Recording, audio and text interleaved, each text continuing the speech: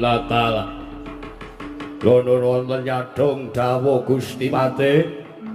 Gusti Patih kanggeng kayut inggih Gusti Patih Bajrang Bali ngawih ingkang abdipun tumenggung Soma Denda Gayadong dawuh.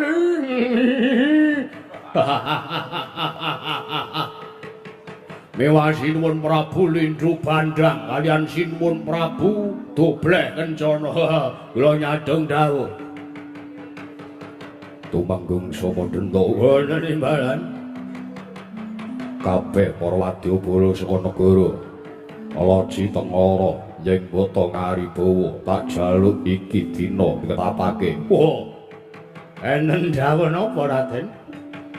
Menapa wonten kewajiban ingkang kedah dipun lampahi dening sanggan para wadyabala?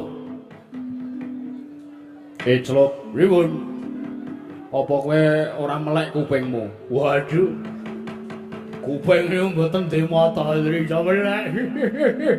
Sampeyan niku kok ya aneh-aneh. Kancamu lho jak nyambut gawe. Perlune iki negara Sanya Wibawa ketekan mungsuh. Waduh. Sinten mungsuhe? Kae sawangen barisaning Kurawa kae. Ning sak ngarepe ngregol negara Sanya Wibawa. Kurawa sajak arep gempur negarane awake dhewe. Ning pancen wis diniati karo Sinuwun Prabu Belgeduel Beh yen awake dhewe ingkang bakal mbedah negara Ngastina merga karepe arep ngelingke karo Ratu Ngastina. Waduh. Lah ning Prabu Duryudana sak krandhae Kurawa malah teng mriki niku wigatose napa? Arep mbedah negara Sanya Wibawa merga Sinuwun Prabu Belgeduel Beh. Kowe ora gelem, ora kestu, ora kersa nek dadekke telukaning wong Ngastina. Wah, goblok wong Ngastina niku. Kula kinten bodho wong Ngastina niku. Ning atase negara niku arep mukti dhewe, negara niku arep mulya dhewe kok jak dadi siji karo Ngastina kok dadi negara jajahan ora sudi nek cara kula. Kula tak jaluk kowe nyambut gawe sak rombonganmu. Ora keri aku go bakal katut ngundurke barisaning mungsuh keraman sing depani ning Praja Negara Sanya Wibawa. Ngestaken dawuh, cok. Nyambut gawe di parti. Tangi. Sak-sake ora. Ayo nyambut gawe iringane cemake. Tak tatane barisane para wadyabala ngestaken dawuh Gusti Patih. Sang Patih Sigra Anata baris nyawijiku mala tambyak-tambyaku mragot lampahe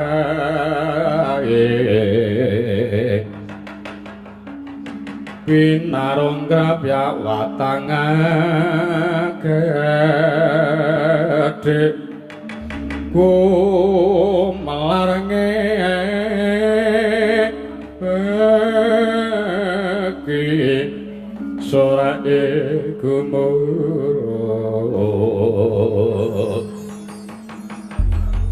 ngestaken dawuh Gusti Patih. Sing rayekno ngati-ati. Sing nyekel bedil, awor sing nyekel bedil. Sing nyekel tombak, awor sing nyekel tombak, Cok. Sing nyekel mriyem gembolen dhewe-dhewe. Digembol dhewe-dhewe nek mriyem regane abot. Kepareng kula nyuwun pamit tata glaring baris Gusti Patih. Sing ati-ati aja kowe bocah cilik, aku ora bakal keri. Kalamun jinandra panjayae saka rega.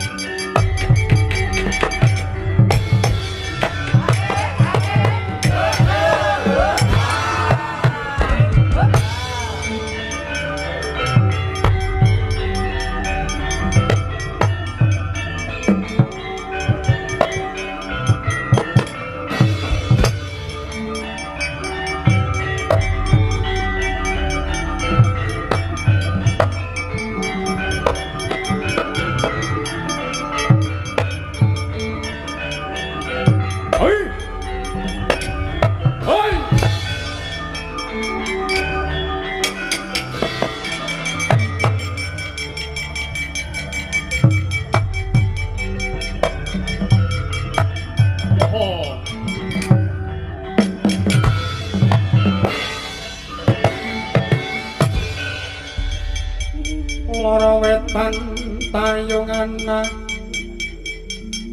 wetan kae tayung ngana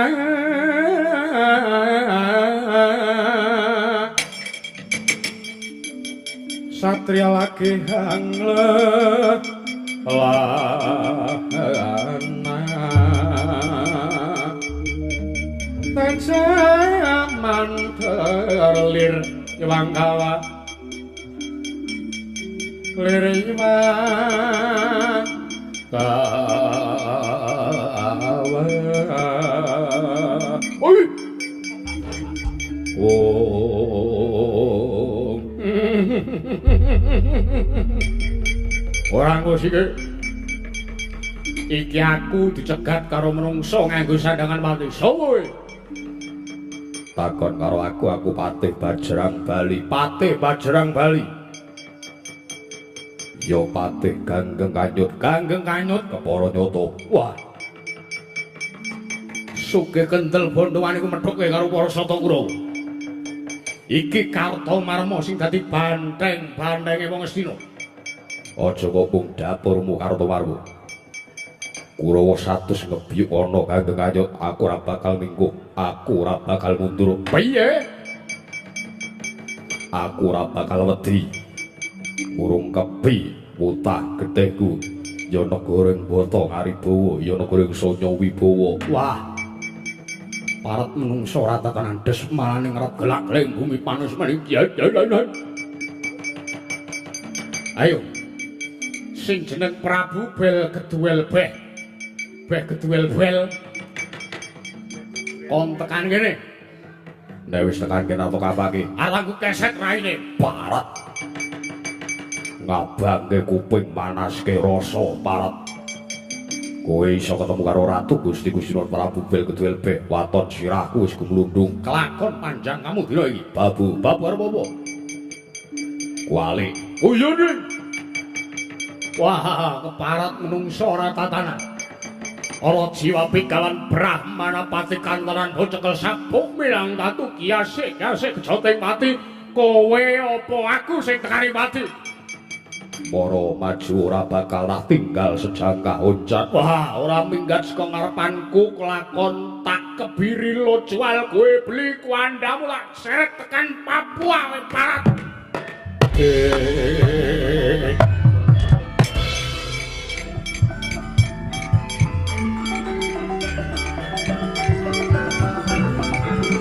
Kaji separane basa nawala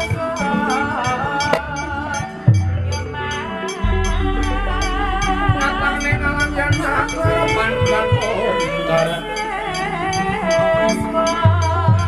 Mereka konang sorot tetan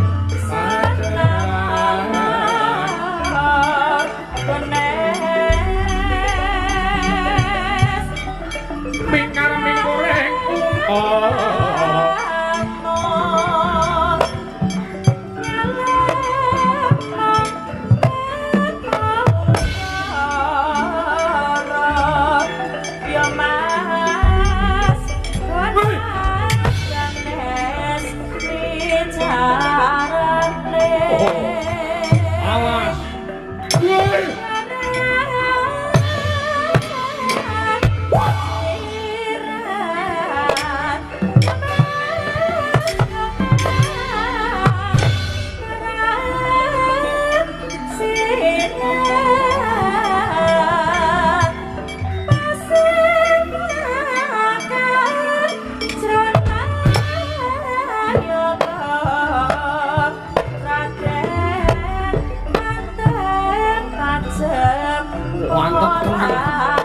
keplakane yang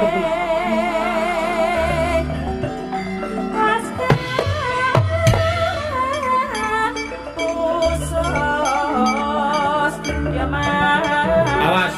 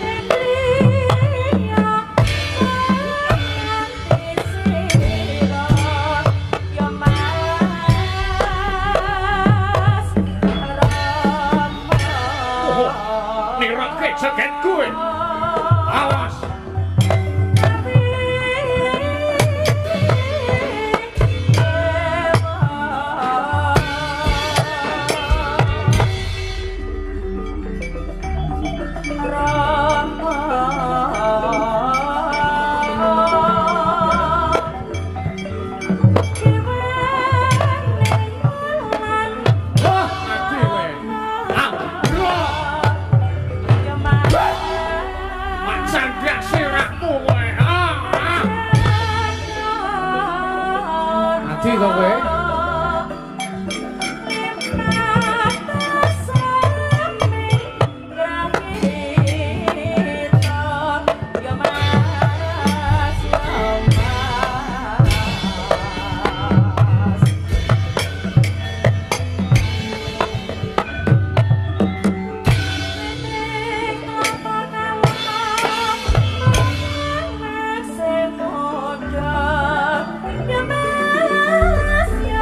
Oh shit.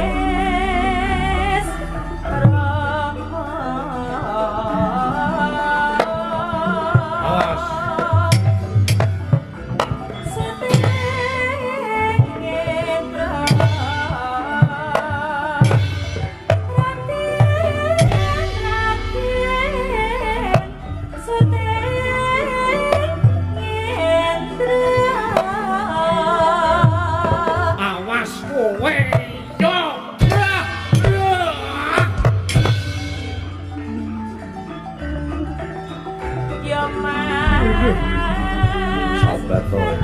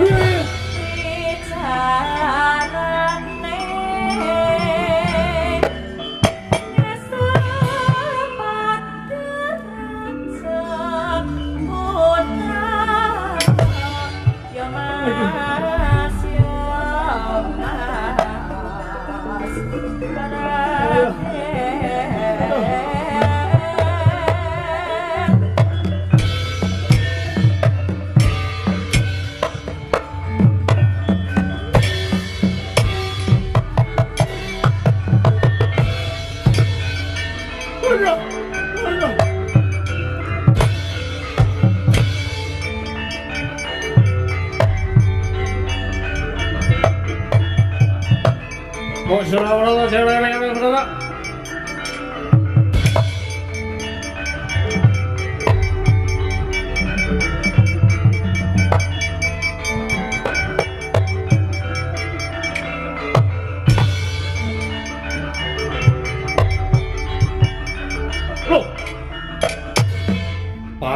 ora pangling kira Antasena. Ah sing kandha sapa? Lah kowe sapa? Aku Prabu Dobleh Kencana. Ya Prabu Antasena. Lah ra kowe iki Antasena. Dudu. Ngaku wae. Ah ora. Menungso ora tatanan. Kurawa tekan kene. Bloko wae. Aku ora seneng karo Kurawa. Wah, Antasena iki anake Werkudara. Dudu. Sing jeneng Antasena kuwi raming siji, ora mung enek Werkudara. Tanggaku kae Supri enek 5 jenenge. Jenenge Supri kabeh. Sogol, heeh. Parat menungso ora tatan. Apa kowe iso ngendani nggonku arep merwasa karo kowe tiwano. Nek nganti cilik tatu gedhe aku mati, tak sembah lamanmu. Mati kowe.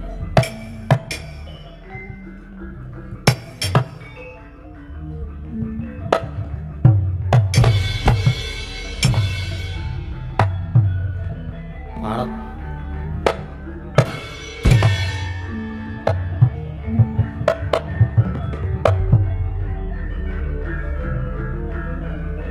ngantemo so ngantem aku sembahi dridran ho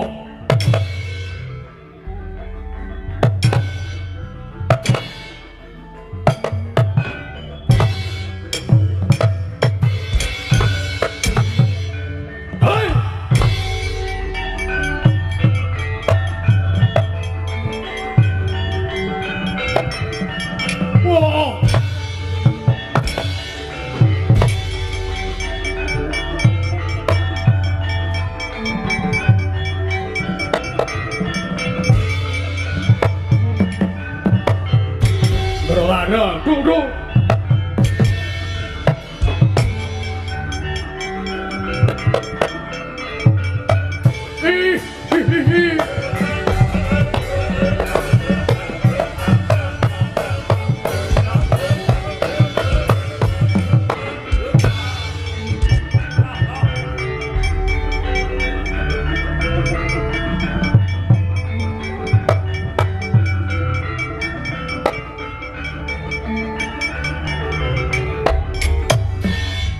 sapa iki Parat eneng prajurit nyrengengeh raine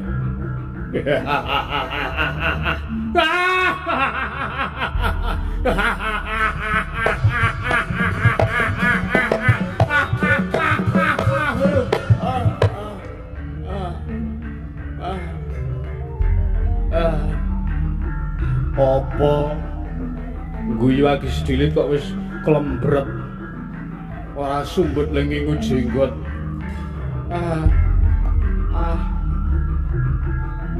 Tangyo. Sapa kowe? Sapa denda aku. Sapa? Sapa denda? Anggepe apa? Ngejak sikutan. Wani karo aku. Apamu sing ngadeni? Anggepe Kurawa men kokian ragat. Budalan. Wis mae saka wangun numpak jalan. Mriyem akeh, tombak akeh, goto akeh, bedhil akeh. Nek perang kalah, nek cara kuwi nang. Omong kok nglarakke ati.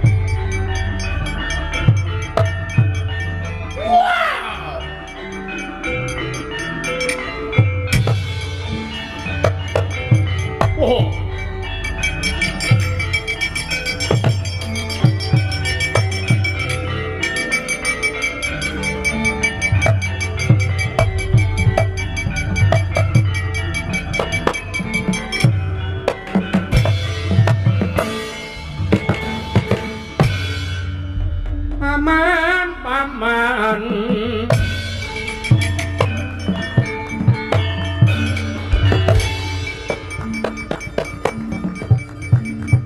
apa warakane ing dalan ning dalanake wong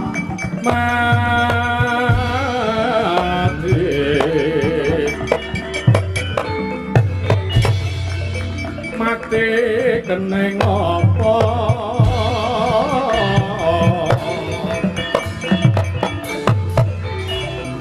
mati den kaneng kaya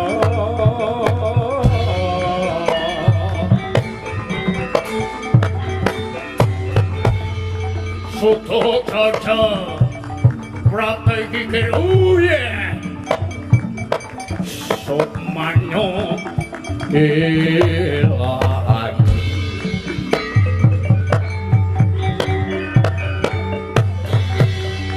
harakanya terus linde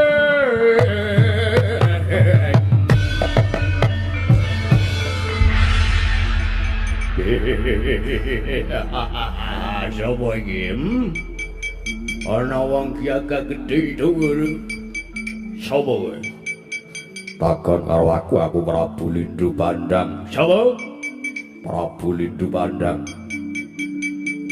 buase unggahno lek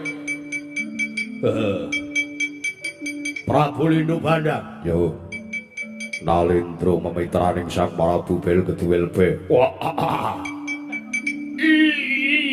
iya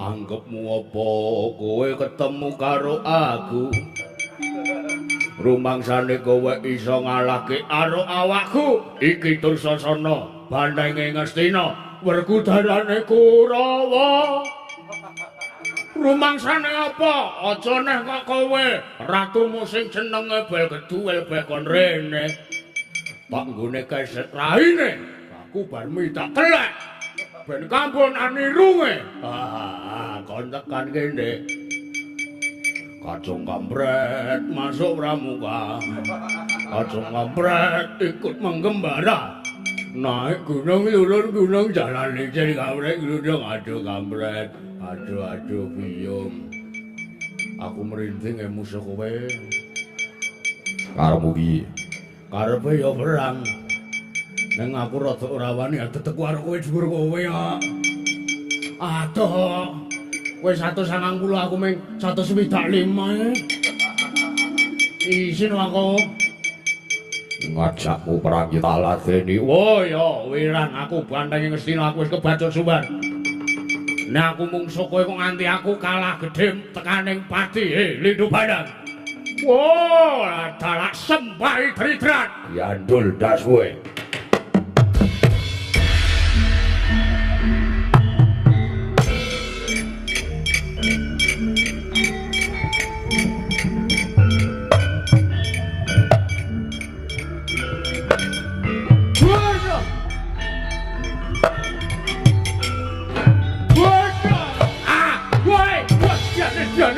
Dia.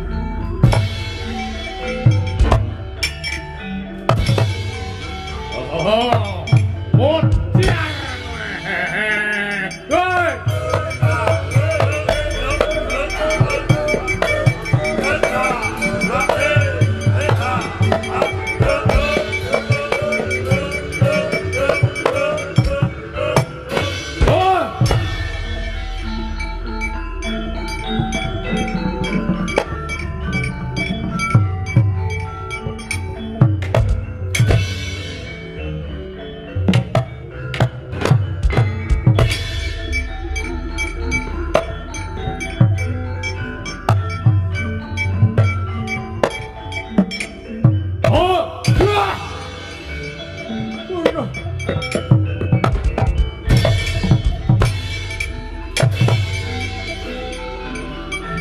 Oh! Ah!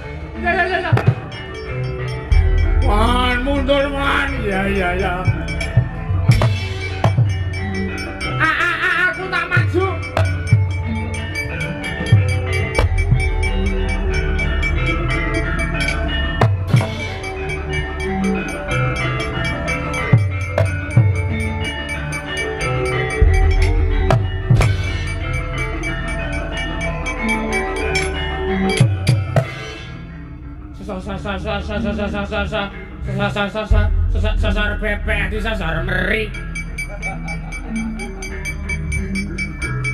Sesasa apa ini? Kagak Kanjut. Sesapa? Kagak Kanjut. Siapa? Kagak Kanjut. Sabar.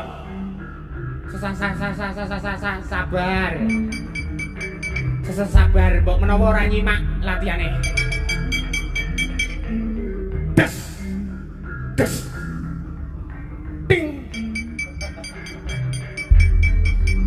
kowe apa ning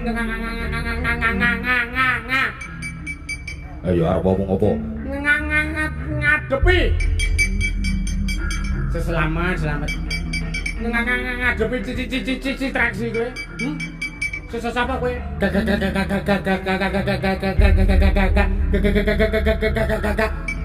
Kanjut. Kanjut. Apa meneh kowe? Aja kok kowe Kurawa 100 ngebiyoyi aku ora wedi. Mati dening aku. Mate kau.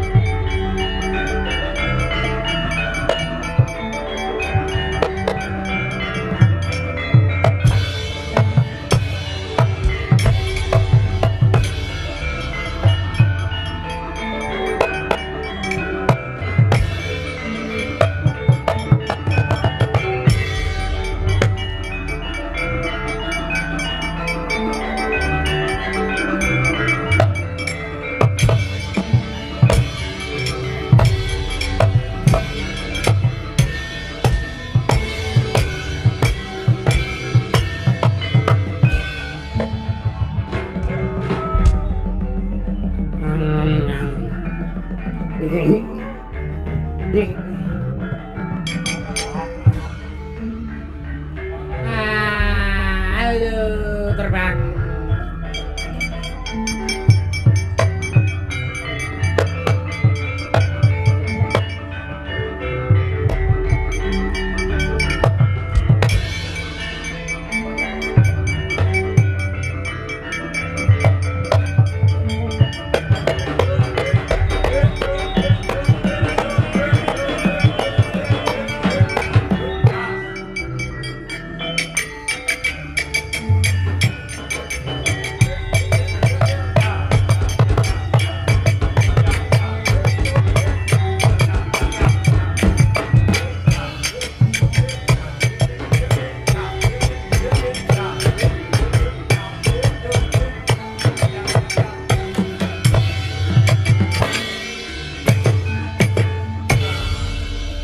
Elah.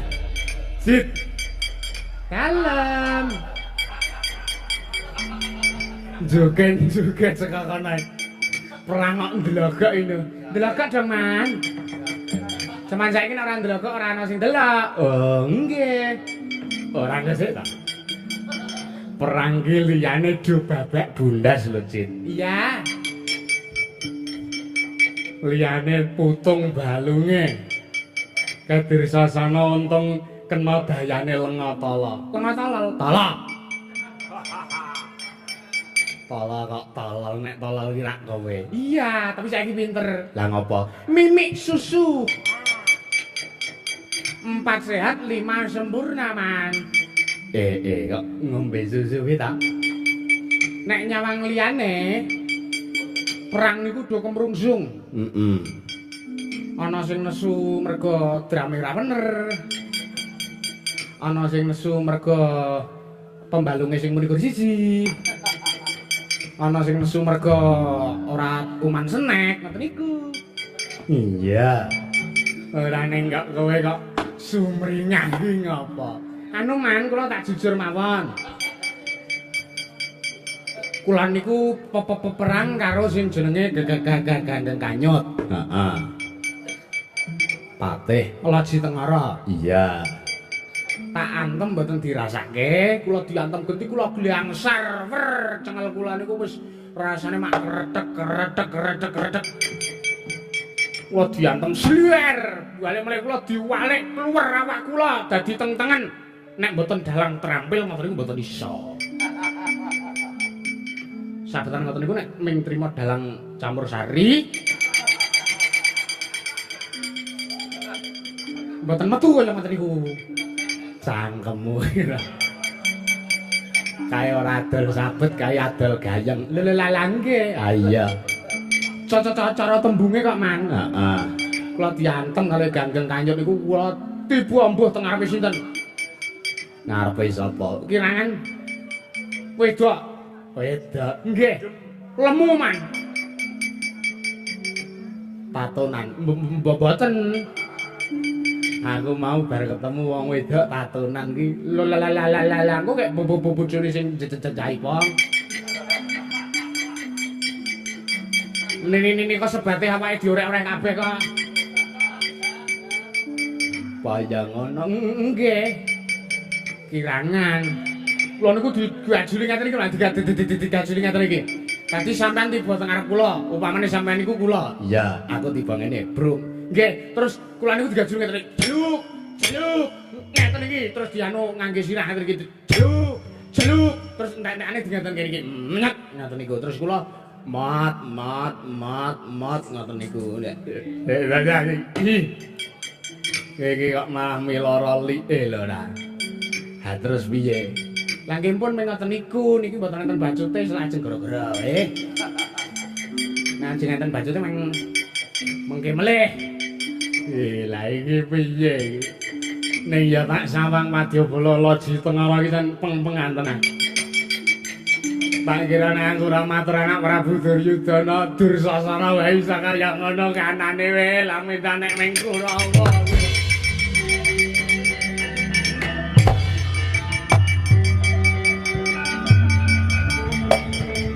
Pak Yojo Karato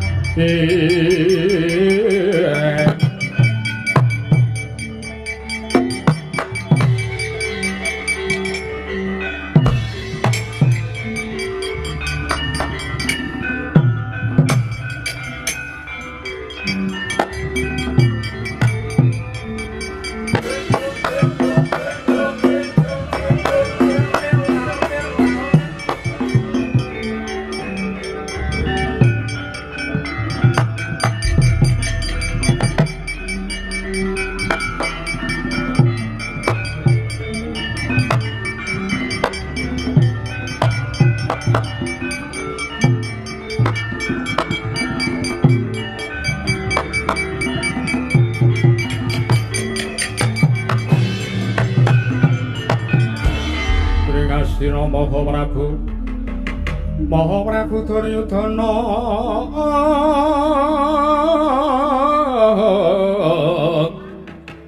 Dwaring ingsun Werkudara den kapareng Oh Dusun di pawan kepiye Dik Pate? Apa ya kasembatan gone mbondo ngrangket Ratu Sonya Wibawa Prabu Belketuel dadi tulane Pangestina. Iyalah. Ger. Ibarat Kurawa sewanteng Sonya Wibawa niku iwak kecemplung wuwu. Sebabipun napa? Sababipun menapa panjenengan matur ngatus ngaten? Lah mboten nginten babar pisan kula piyambak ugi mboten grahita lho, Nggih. Kula kinten madyabalane Prabu Belketuel niku ringkeh-ringkeh lah kok jebul Dursasana nggih ingkang rayi malah saged tatu arang karanjang mriku meh putung gulune. Apa? Lole apa kurang banter lehku mirip si Dursasana kae mau Dik Pate tenan apa ora? Estu Kakang Durna estu. Apa kula niku nate gara sak umur urip kula niku napa nate gara? Sing ngomong sapa? Kalingan raja melakon Gandamana luweng kae. Sampeyan sing gawe manuver elek. Sampeyan sing gawe perceka ala ben Gandamana tekaning pati. Rajane Sinuwun Prabu Pandhu kuwi utusan karo Gandamana ning sampeyan cegat ning dalan. Iya apa ora? Ngono kok jare ora tau ngapusi. Patih goblok. Sabar to Kakang Durna niku urusane ora karo Gandamana. Gandamana niku wis masa lalu. Masa lalu apa? Kula ya sengit karo Gandamana niku. Mergo biyen kula niku bagus nyacar Gandamana kedadiane kaya ngene. Cekap. Teng mriki mboten enten Gandamana. Teng mriki sing drembug Prabu Belketuel awan. Wonten dawuh. Malahe panjenengan mboten sak Kurawane mboten saged ngunduraken, mboten saged mbondo Prabu Belketuel. Kula piyambak ingkang majeng kersa paduka badhe kula sogok brana picis mungsa nika.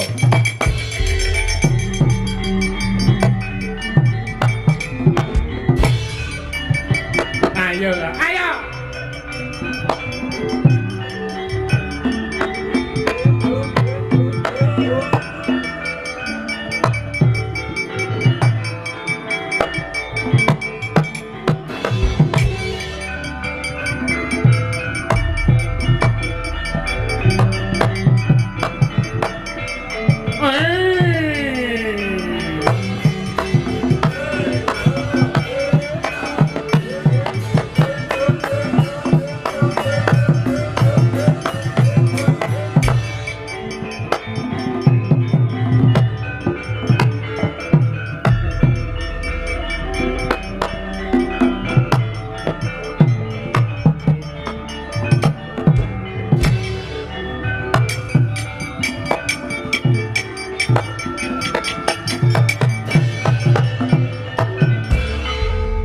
Dumawar mangawarwo ran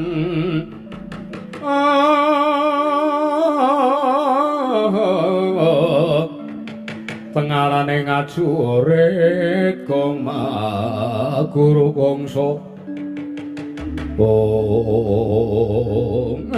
adalah desmalane ngarat gelak-gelaking bumi panos maning jajalanat ya iki wektu sing tak enteni Prabu Duryudana. Marungsa ratataran. Apa mbok anggap kowe wani lan iso mundur kadang-kadang Kurawa?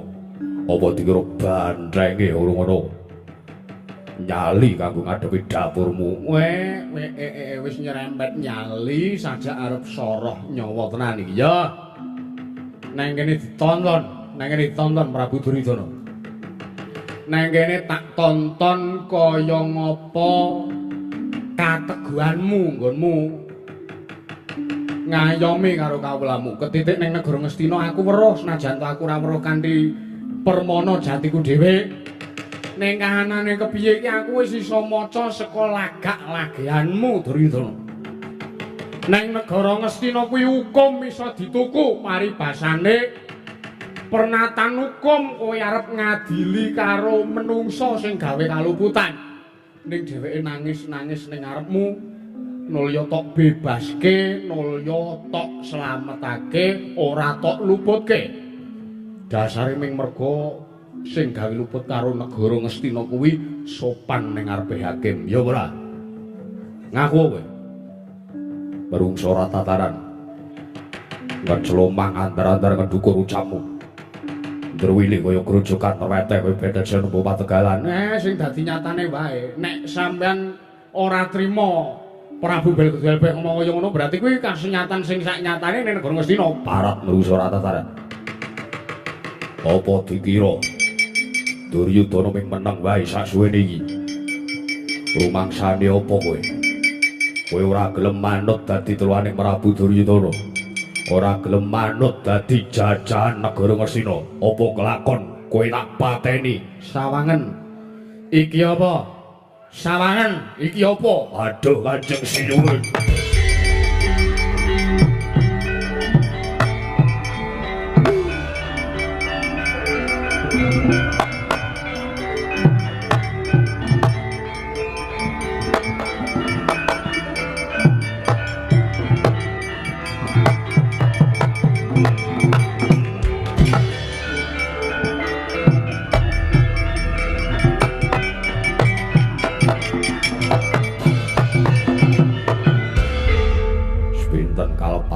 Pun ngabdipun Joko Witono kula tadah wadon. Karana kula sampun ngrisak kawontenan wonten Praja Negaring Sanya Wibawa. Nah, ngene iki lho. Kowe watakmu iso tak tuku nganggo dit, Nek kaya ngene carane ketok gedhoanmu, lehmu arep mengku aku tok jak dadi jajahan Ngastina, perangane jajahan Ngastina ki mung sak dhuwit. Ya apa ora? Iya. Kula akeni, kula mangertos paduka mriku sugih. Pramila kula kepengin ngempek eyong kula kepengin ngukup kamukten paduka pawadanipun. Kula kepengin gelar jajan wonten negari Ngeloji Tengara. Lah saiki kowe arep tak kapake. Njaluk tak kapake. Kula manut mawon, kula nderek mawon. Nek umpama kowe tak kon dandani negaramu ngono piye? Kowe tak kon dandani negaramu sing pernatan ukume landhep nyang ngisor tumpul nyang dhuwur kae. Landhep nyang ngisor ning kethul tumraping para nayakamu sing do duweni keluputan. Apa dikira aku ora ngerti? Apa dikira aku ora ngerti? Utang Ngastina iki wis atusan triliun malah meh 1000. Sepinten kalepatan kula nyadong dawuh. Manunggal ning negara Sonya Wibawa wis saged dawuh. Manunggal ning negara Sonya Wibawa. Anggepe apa? Apa dikira Prabu Belgedel kowe ora iso nerukke dapurmu kowe? Apa dikira sing menang nepak bun-bunane ratu sak liyane iki ming Duryudana aku menang lho nggih bun-bunanmu lho. Rumangsane apa kowe iki ora ngelingi dadi kawula cilik mbiyen. Uripmu keloro-loro nek ora diopeni karo Semur iku wis modar kowe iki. Isaken dawuh kula nyuwun pangapunten wis kana. Mboten. Isaken dawuh. Ora tak sogok ngono kok ora meneng menungsa saiki. Ya hukum iso tak tuku anggepe apa? Kala-kala tumindak reget. Ben ora Petruk ki ora diarani nek ratu resik tok. Aku ya tumindak reget ning aku tumindak reget iki mengko Duryudana Artarsi ora urusan.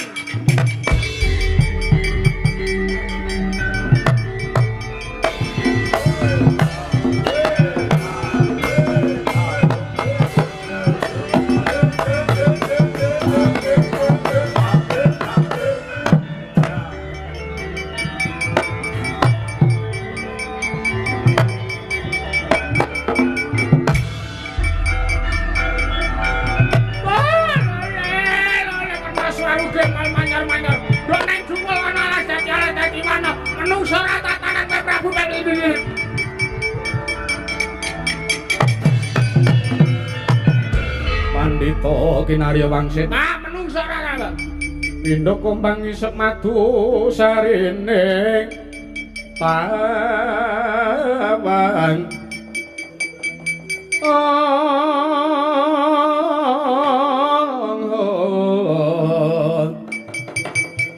susu angin ngendi nggone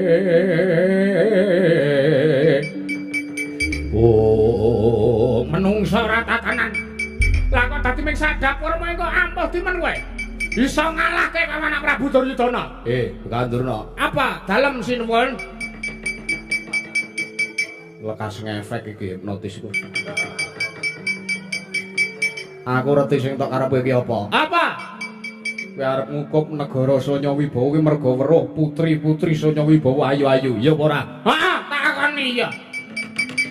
Nek ngono sawangen iki sing tok karepake to. Endi? Tak sawange. Nun. Karene.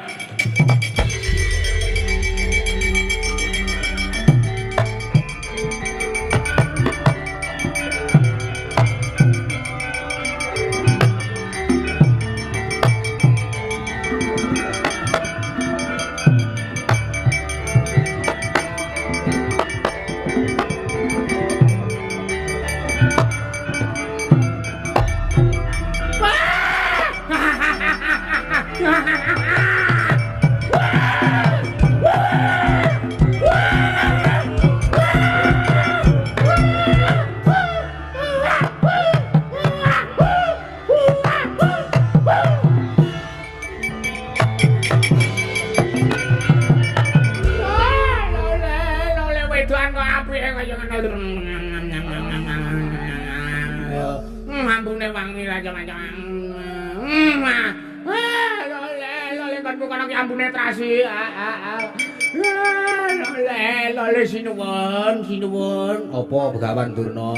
Kula ngaturaken manuwun nggih sinuwun. Padha-padha. Inggih. Menika putri-putri menika kagem kula. Ani-ani menika. Ani-ani dengkulmu mlocot. Iki putri-putri pilihan ora baen-baen iki ora wong damen-damen. Matur nuwun. sinuwun. Matur sinuwun sinuwun. Heeh. Ning enek syarate. Syaratipun menapa? Nek kowe arep ngukup putri iki lipenmu kuwi buseken. Nggih. Ngawur sanggep ora lipenan kok wis. Ane ming wirang. Sampun. Ah wis ngono kuwi mbok yo di sing resik to kowe wong bar mangan bayi. Nggih. Ngestaken dawuh menika sinten asmanipun menika? Entan. Wah Entan Bayung. Menika Mujianti lho niki kok ketake bocan pekerbab. Dudu. Ah kok Mujianti ming siji ngestaken dawuh sinuwun Prabu kedhuel. Sinuwun Prabu bedebah belasmu. Sinuwun Prabu bel kedhuel beh. Niki asmanipun niki asmane sinten iki? Niken Sulastri. Wow. Ketok beda dhewe menika sinuwun ketok benten piyambak. Ayo kuwi pilihan kok. Leres. Ning kuwi randha kajipun. Aman-aman lunga blanja ning pasar Maing. Prawan randha kanggo kurapatek penting. Perkara randha mengke dipun akali gampang dipun jitet. Lambemu pendhita kok omongane ora karo-karuan. Menika sinten? Kuwi Drembobok. Sinten? Drembobok. Piyana. Mari main Piyana. Piyana kuwi anake Paina. Mari main Paina. Ngaturaken panuwun sanesipun Prabu Belkedwel sampun paring kamulyan dhateng kula menika sampun swarga donya ibarate Durna ora mlebu swarga ora apa-apa anggere nyanding putri niki. Nah, wis kono kudu dipangan kono ngesaken dawuh wah iki bingung iki lek piranti kuwi siji. Ora tukoke bonggol ya apa ya? Bonggol anggepe. Sing niki sinten iki? Sutarni. Sutarni niki dolan kula ketriyen. Aduh. Kalah kali sing clentem. Sing clentem ki sapa? Sitri, sinuwun. Sitri ki umure pira? 55. Wah kok jenenge Sitri menolak tua. Wis ngono dikukup ngesaken dawuh. Lole para besar.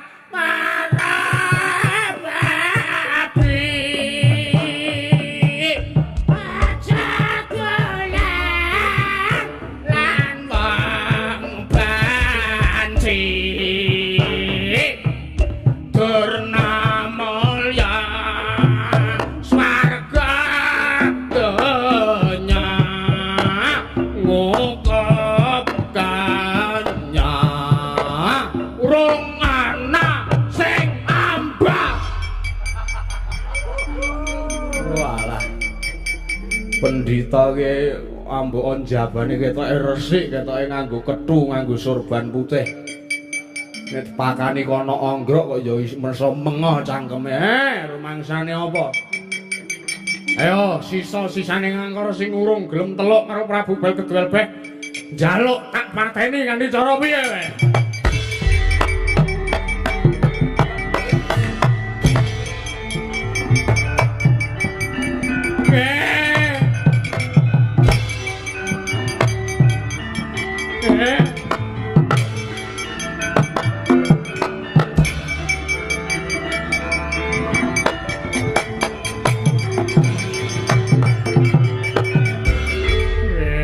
Kok malah aku diuyak-uyak iki piye?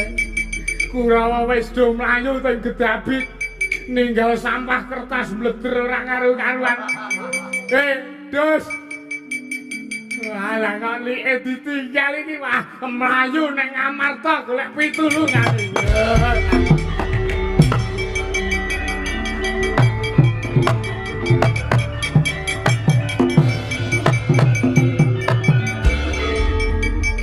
Lah sengkune kok sajake arep gabung karo wong Pandhawa iki. Wong Pandhawa ora ndek luput apa-apa kok jaluki tulung. Monggo sing jaluk tulung ki wong sing lagi ngunduh wae pakarti. Aku wegah nek nganti para Pandhawa klepetan dosane begondal kok. Tak uyak wis sengkune.